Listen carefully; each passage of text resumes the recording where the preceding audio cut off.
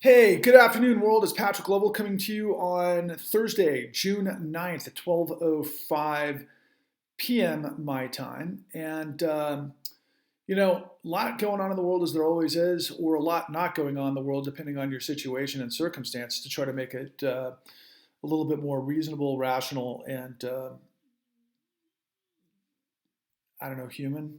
Um, Got a lot of things going on this week. I think the first thing that I want to chime in on is Matthew McConaughey gave this really incredibly emotional, powerful, profound speech from the White House that was like part sermon, part eulogy, and part message to Governor Greg Abbott of Texas regarding just the failure of really politicians and the system to rein in, this out of control gun madness that in effect makes children potentially just, how do you phrase it? I mean, they're expendable. I mean, how can else you can expendable for a gun manufacturing's uh, industry that is driving sales that then in turn owns politicians that enables this madness because they don't want background checks. I mean, we all know that driving is a privilege in this country. There's plenty of background checks. You have to have insurance, all sorts of other things that are involved with just driving safely. And none of those sorts of scenarios are involved, particularly in some states, as it relates to purchasing a gun. Although you hear every once in a while there's background checks and goes to the FBI and different things in the states and blah blah blah. But Matthew McConaughey showed up in the White House as a Second Amendment. He's affirmative on the Second Amendment. He's a gun owner. I mean, he has been a guy who's interacted with guns his whole life. But he stated that he was taught to revere guns and the power of guns and to operate them safely and so forth. And I keep coming back to this sort of analogy, and I believe in the Second Amendment based on the idea of being able to create a balance, a counterbalance to a corrupt, tyrannical, autonomous government. Honestly, right? But I'll just give you this something to configure.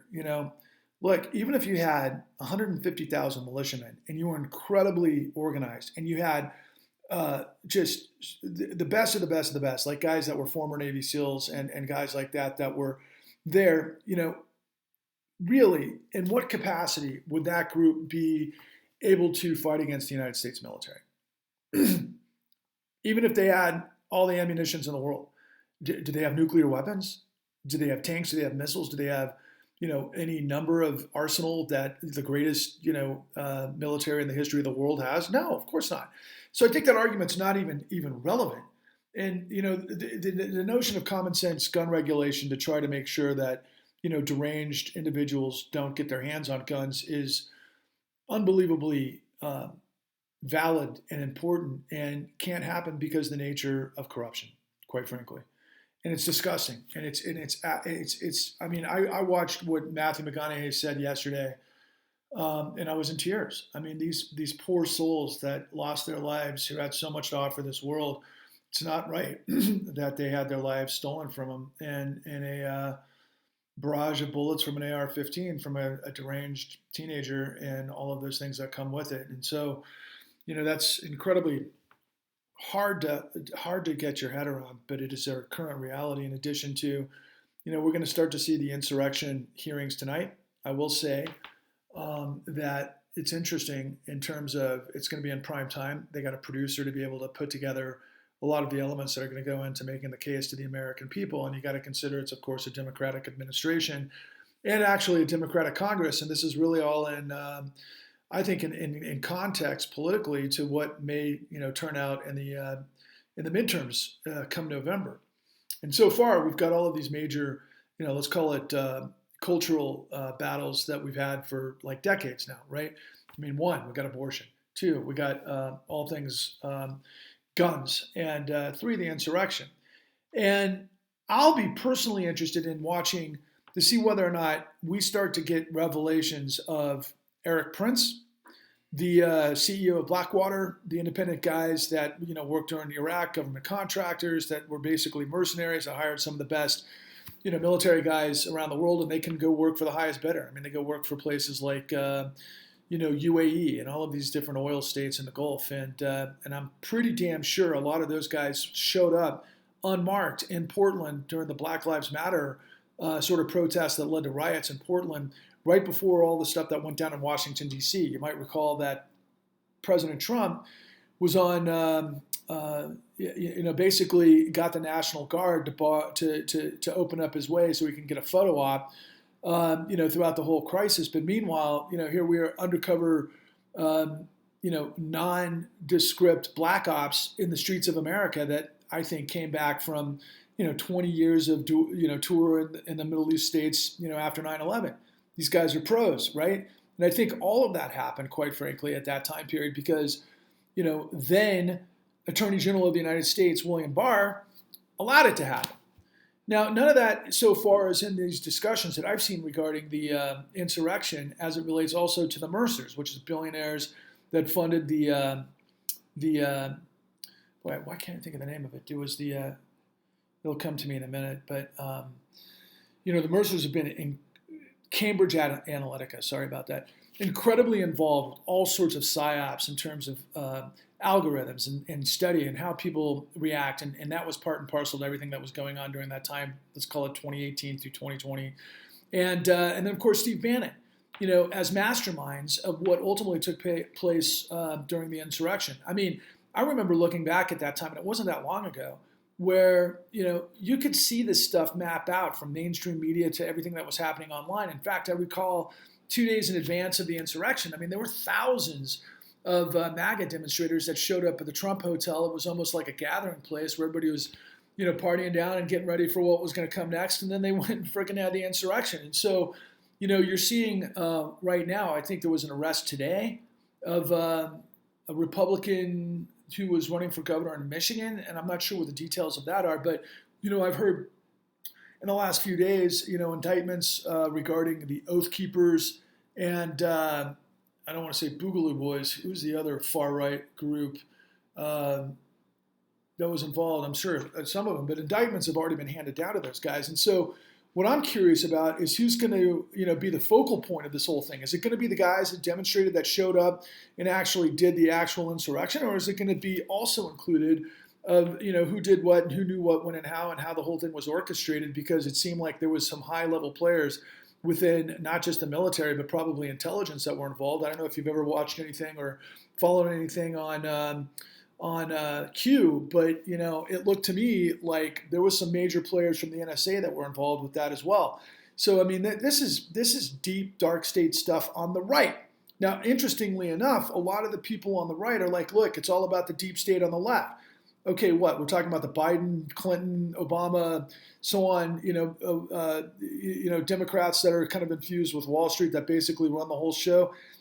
Yeah, I continue to kind of frame this as the new robber barons versus the new Confederacy, both of which are non-choice. And so, here I am, and I actually, brought this up on a Facebook post today. If I were to try to get in contact with, let's call it the 18 to 25-year-old demographic, I'd ask you, what are you aware of the world that you're walking into?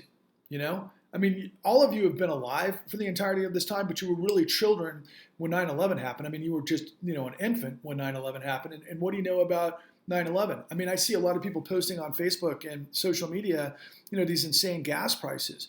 How aware are you that Saudi Arabia and the Bush administration, our president at the time, President Bush, and Dick Cheney, vice president at the time, had information about terrorist cells in the United States, and they prevented the intelligence agencies from talking to each other. And they were involved with Bandar bin Sultan, which was, one of the top guys from the Saudi family. And, I mean, we never went past the 9/11 investigation other than, basically the basics. We didn't go into who funded it and who maintained, who was involved and who could subjugate or suborn intelligence agencies. I mean, there's a lot of arguments out there about, and there has been for years, the truthers and all of this stuff, and that includes dynamiting the towers. I'm not even talking about that. Just the bare nature of Saudi Arabia and the United States, and you look at like 2017, we had all of Wall Street basically launched the largest IPO in history, which is Saudi Aramco. And then, on an off note, which is kind of interesting, Saudi is as many of you probably are aware, and I talked about this a long time ago, offering PGA players like Phil Mickelson, a lot of money to come on the tour, that they're going to try to bring attention away from the PGA. And there's all sorts of things that golfers on the PGA might do, and it might sound like ridiculous. Important point. Obama. What am I talking about? Tiger Woods. Tiger Woods is refusing to participate in that league, even though they offer him $1 billion. And I'm thinking to myself, bravo to Tiger Woods. But ultimately, when you start to see a lot of people talking about the situation, they talk about Khashoggi, the Washington Post journalist who, was cut up with a bone saw by Saudi intelligence people to hide his murder, as kind of the go-to thing for, Saudi being, a real problem with human rights. They've been involved with the war in Yemen for a very long time, where I think hundreds of thousands of people have died gruesomely. Starvation, all sorts of things, but a lot of it by arms from the United States, of course, right? And that's on top of 9/11. So problematic is an understatement, considering the nature and the magnitude of climate change and everything else that's going on. But now, skyrocketing costs. Okay, that's one side of the house. The other side of the house is, if you're in that demographic, 18 to 25 years old, and you're trying to come out and buy your first house, you might be looking at the world that you're inheriting and go, Jesus Christ, this is an impossibility. Well, that's all connected to the 2008 great financial crisis.